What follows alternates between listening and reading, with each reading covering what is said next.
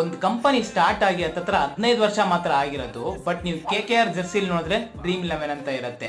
Sunrise Hyderabad ಜರ್ಸಿಲ್ ನೋಡಿದ್ರೆ dream 11 ಅಂತ ಇರುತ್ತೆ. ಗುಜರಾತ್, ಪಂಜಾಬ್ ಎಲ್ಲ ಡ್ರೆಸ್ಸಲ್ಲೂ ಡ್ರೀಮ್ 11 ಅಂತ ಇರುತ್ತೆ. ಇದೆಲ್ಲ ಬಿಡಿ, ಇದಕ್ಕಿಂತ ಇಂಪಾರ್ಟೆಂಟು ಇಂಡಿಯನ್ ಕ್ರಿಕೆಟ್ ಟೀಮ್ ಜರ್ಸಿಲ್ ನೋಡಿದ್ರೇನು ಡ್ರೀಮ್ 11 ಅಂತ ದೊಡ್ಡದಾಗಿ ಹಾಕಿರ್ತಾರೆ. ಬ್ರಾಡ್ ಆಗಿ ಅಡ್ವರ್ಟೈಸ್ ಮಾಡೋ ಈ ಕಂಪನಿ ಎಲ್ಲ ಕಡೆ ಅವೈಲಬಲ್ ಇರಬೇಕಲ್ಲ.